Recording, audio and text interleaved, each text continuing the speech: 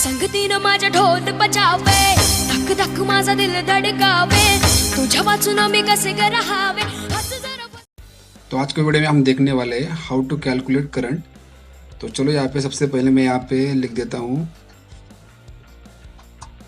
DC current को हम किस तरह से कैलकुलेट करेंगे.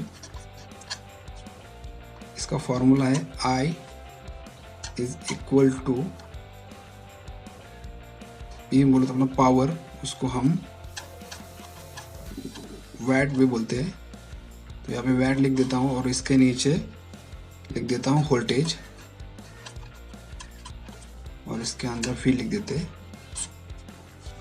तो यहाँ पे हम कुछ मान लेते हैं. तो I इज इक्वल टू बराबर, तो हम पावर लेते हैं 50 वैट और हमारा वोल्टेज हम डीसी वोल्टेज है, तो हम यहाँ पे इसको 12 वोल्ट देते हैं. तो इसका हम यहाँ पे कैलकुलेशन करेंगे. तो कैलकुलेशन करने के बाद हमको यहाँ पे हमको मिल जाएगा 4.166 एम्पियर मिल जाएगा.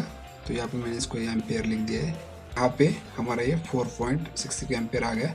तो इस तरह से आप इसको कैलकुलेशन कर सकते हैं. इलेक्ट्रिकल फील्ड में काम करते समय तो आप जहाँ भी काम करने जाएंगे, किसी ने आपको कैलकुलेशन करने को बोला तो आपको कैलकुलेशन करना आना चाहिए, नहीं तो आपका इंप्रेशन डाउन हो जाएगा.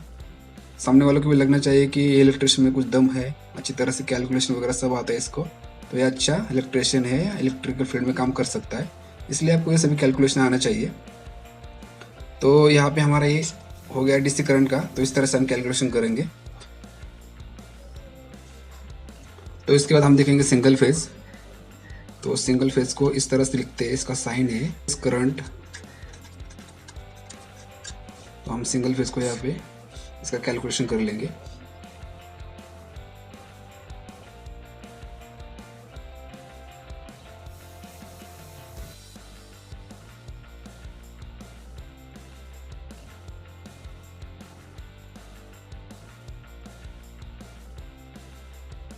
तो आपको मालूम है इसलिए. तो उसके बाद यहाँ पे अपने को आई निकालने का है. तो यहाँ पे अपना पावर कितना है, तो आप यहाँ पे कुछ भी मान सकते हैं. तो हम यहाँ पे मान लेते हैं 1000 वैट और 1000 वैट हमारा है. तो उसके बाद हम यहाँ पे वोल्टेज हमारा 220 और पावर फैक्टर हमारा रहता है 0.8 या 0.9 भी लिख सकते हैं अपने हिसाब से. तो मैं यहाँ पे 0.8 लिख देता हूँ.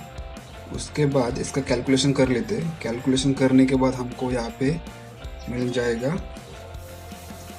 तो ये 1000 को ऐसे रखते हैं और इसका कैलकुलेशन कर लेते तो मिलता है यहाँ पे 176 यहाँ पे हमें मिलता है. और उसके बाद यहाँ पे इसको हम यहाँ से इसको डिवाइड कर देते हैं. तो यहाँ पे हमें मिल जाएगा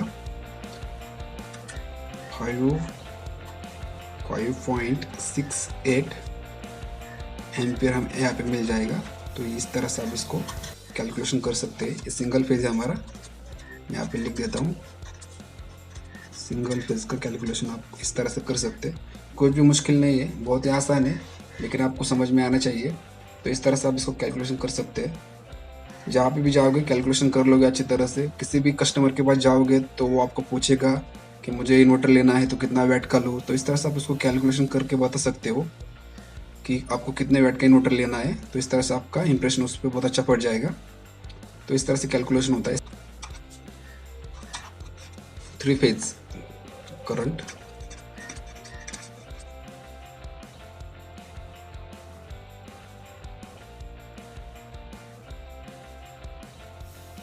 तो हमारा फॉर्मूला है I इज इक्वल टू, तो अपना जो पावर है यहाँ पे लिख देते हैं और उसको हम वैट में कैलकुलेट करते हैं. तो यहाँ पे वैट लिख दिया मैंने. यहाँ पे √3. उसके बाद अपना वोल्टेज आएगा. वोल्टेज के बाद आएगा अपना जो पावर फैक्टर रहता है उसे कॉस.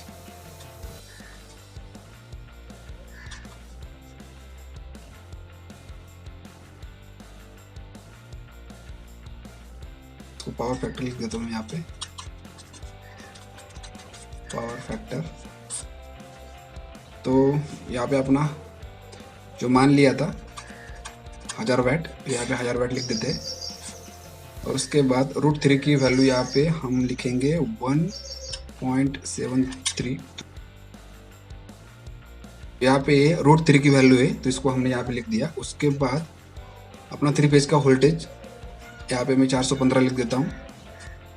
उसके बाद यहाँ पे पावर फैक्टर 0.8 और इसका यहाँ पे कैलकुलेशन करेंगे हम। तो 1000 वाट को वैसे रख देते हैं और उसके बाद इसका कैलकुलेशन कर लेते हैं। तो इसका कैलकुलेशन करने के बाद हमको यहाँ पे मिलता है 7 और उसके बाद 0.024 यहाँ पे मिलता है हमको इस तरह से।